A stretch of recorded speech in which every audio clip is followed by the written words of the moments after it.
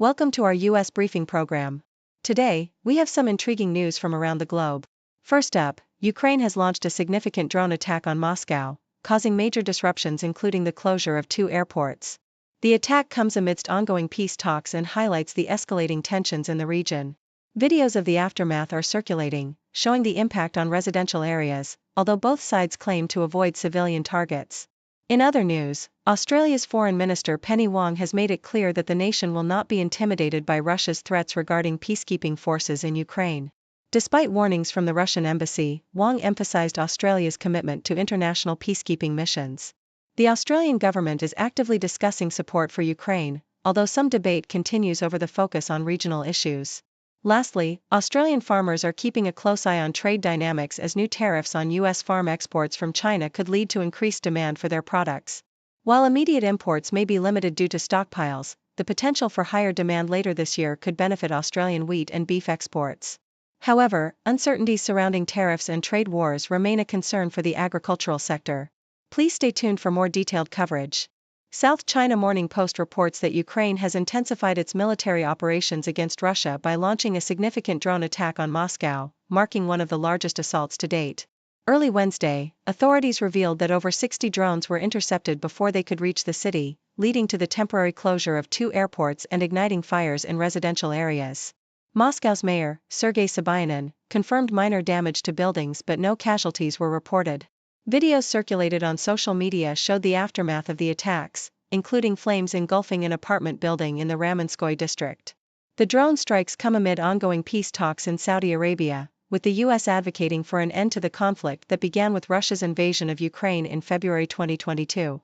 The Australian Broadcasting Corporation highlights Australia's firm stance against Russian threats regarding its potential involvement in a peacekeeping mission in Ukraine.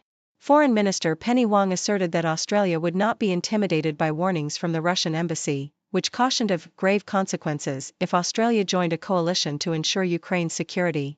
Wong emphasized Australia's historical commitment to international peacekeeping but clarified that no mission has been established yet.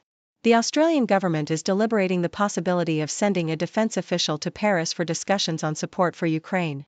The situation has created political divisions within Australia, with opposition leaders questioning the government's approach while Labour ministers accused Russia of overreacting. Nikkei Asia discusses the potential implications of U.S. tariffs on agricultural exports for Australian farmers.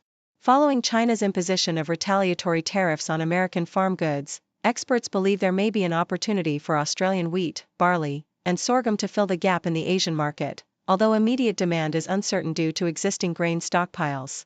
Australian beef exports to the U.S. have surged recently, attributed to a decline in domestic cattle production in the U.S. However, analysts caution that while tariffs may create opportunities, the complexities of the supply chain and potential economic downturns due to trade tensions could pose risks for Australian producers. David Jochink, president of Australia's National Farmers Federation, emphasized the importance of free trade for the agricultural sector, which heavily relies on exports.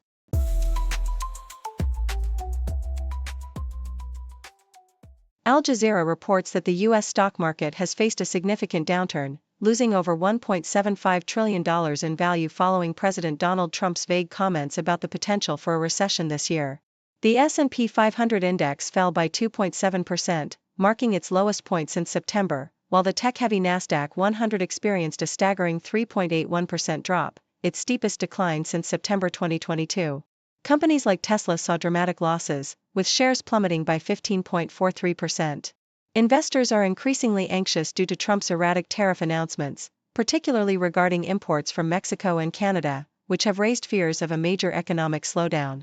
Analysts and experts express concerns over the uncertainty stemming from the White House, with some predicting a heightened risk of recession. CNN highlights the grim reality of human trafficking exacerbated by cuts to U.S. foreign aid, particularly affecting efforts to combat scam operations in Southeast Asia. Jalil Muyik, a Ugandan who fell victim to such a scheme, was trafficked to Myanmar where he was forced to participate in scams targeting Americans. The U.S. has historically contributed significantly to anti-trafficking efforts, but recent cuts have left organizations struggling to support victims and combat trafficking. As a result, the situation is becoming increasingly dire, with an estimated 220,000 individuals currently trapped in similar circumstances. The loss of funding from USAID has paralyzed many NGOs, hindering their ability to assist victims and leaving them vulnerable to exploitation. Nikkei Asia reports on the ongoing trade negotiations between Japan and the US regarding tariff exemptions for steel and automobiles. Japanese Trade Minister Yoji Muto sought assurances from US officials but left without any commitments on how Japan would be treated under Trump's impending tariffs. The discussions come in the wake of Trump's aggressive trade policies aimed at strengthening the U.S. economy by imposing higher tariffs on imports, which have already sparked trade tensions with Canada and China. The Japanese auto sector, heavily reliant on exports to the U.S., is particularly concerned about the proposed 25% tariff on imported cars, which could significantly impact their market.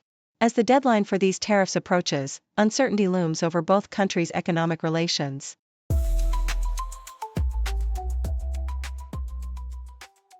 Guardian reports that Australia's hopes of being exempt from the United States' sweeping tariffs on steel and aluminum have diminished significantly, as President Donald Trump reiterated his commitment to a tariff regime he believes will make America immensely wealthy. Trump, speaking aboard Air Force One, claimed that the U.S. would collect hundreds of billions in tariffs, emphasizing that this was a necessary move to reclaim money lost over decades. Despite previous discussions suggesting a potential exemption for Australia, the White House has taken a tougher stance, with officials indicating that no exemptions will be granted. Former Australian Prime Minister Malcolm Turnbull criticized Trump, labeling him a weak and ineffective leader, and warned that Trump's chaotic approach could benefit China while harming U.S. interests. Current Prime Minister Anthony Albanese is actively seeking a favorable resolution for Australia, engaging with local companies and U.S. officials to advocate for a carve-out from the tariffs. South China Morning Post highlights China's ongoing challenge to meet its ambitious economic growth target of 5% amidst various pressures. The country has demonstrated resilience in past years, but the current landscape suggests a need for transformation. While the property market shows signs of recovery and stock markets are performing well, consumer spending remains tepid, with households holding on to savings rather than investing in consumption. The reliance on exports has been significant, but with increasing tariffs from the US and other nations, this strategy may no longer be viable.